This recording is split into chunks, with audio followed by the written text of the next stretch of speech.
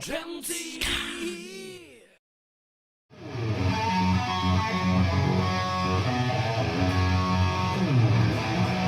In the restless, we gotta make the scene.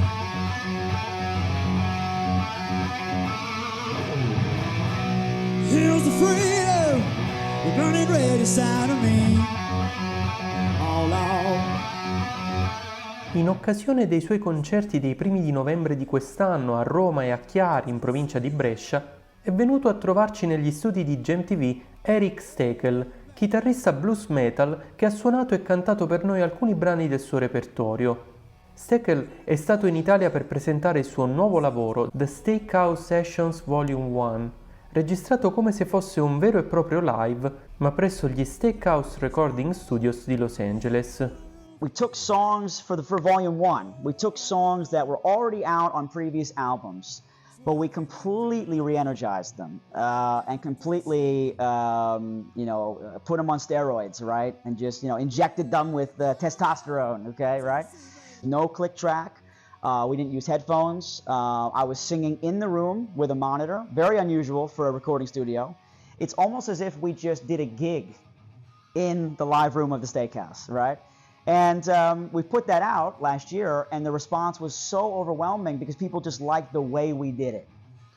You know, fans of mine who have followed me since the early days with John Mayall when I was a young kid and everything, they've always said your live work is better than your studio work, which I agree. But the problem with live is you don't know if it's going to be sonically, clean and, or maybe there's, whatever. Maybe something happens on the gig, the drummer's pedal falls apart or whatever, right?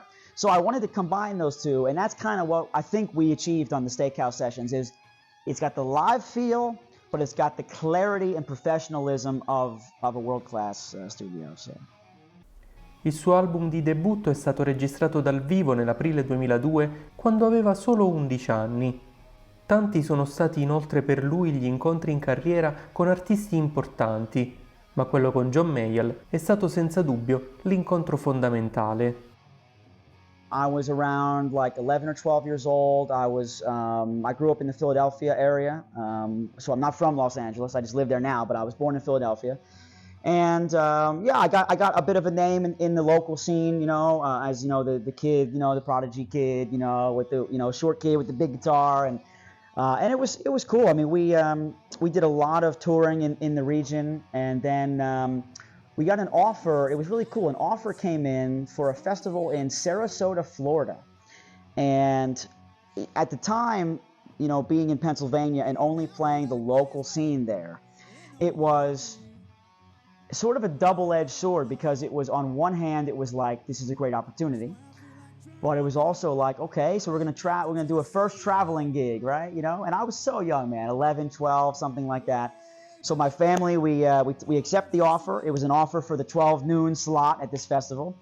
And it just so happened that there were two headliners that night. There was John Mayall and Solomon Burke.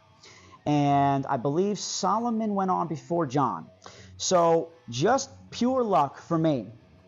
John is the kind of guy that he likes to arrive very early for a show, right? And get his, the wristbands, the passes, hotel keys, get everything taken care of early in the afternoon. That way he can go sleep until sound check, right?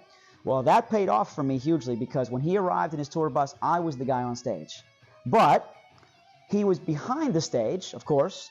And when you're behind the stage, he couldn't really see who was playing. He saw, the backs of amps, the back of the tent, whatever. So the story is he told the promoter, this woman, Barbara Strauss, he said, hey, give me a minute. I want to go hear these guys. He's thinking it's, a grown adult, naturally, right? So he comes around the stage, and he's kind of like stage right. And I see him there, absolutely. And I see him looking at me, and I knew who he was for sure. And he watched a little bit, and he was kind of, jaw on the floor of like not expecting it to be a kid playing, right? He goes back and says to the promoter woman, he says, is this young man's father here? And my dad was there. So while I'm on stage finishing my set, my dad and John Mayall are having a conversation, and the gist of the conversation was John saying, listen, with your permission, I'd love to take Eric out as a member of the Blues Breakers and make him an honorary blues breaker, take him on the road, have him record, you know, and just make him part of this band. And of course, my dad, growing up in that era and having the Beano album and knowing how big this was like, absolutely, absolutely. So I come off the stage and my dad says, hey, a little surprise for you. Mr. Mayall wants to take you out on the road. And I was a blues breaker. That's how it started. And my relationship and friendship with John, it continues to this day. So everything I learned from John, this always surprises people because they expect it to be something musical. Nope. What I learned from John was watching him deal with people in the business, watching him deal with the fans, watching him deal with the promoters, the sound guys, just me shutting my mouth and observing him, a master at the art of touring. Because don't forget, at the time I was touring with John, he was already almost 80, right? He was late 70s then. I think he's like 90, what is he now? I don't know, I don't want to say the wrong age, but he's probably 90 something now, right? So for me, it was like, I'm watching a guy here who has perfected the art of touring. So as a kid who had never toured and wanted to tour, I'm like getting a master class for free. Well, not just free, I'm getting paid, right? So I'm getting paid, I'm a blues breaker, and I get a free front row seat to see this guy who's been doing this for 50 years or more, see how he handles people. And that was an amazing adventure, man, absolutely. Infine, Eric Steckel ha pubblicato di recente The Steakhouse Sessions Volume 2, lavoro simile per come è stato registrato al Volume 1, ma con una differenza. The difference is, this time, for Steakhouse 2, it's material that nobody's heard yet. It's all brand new.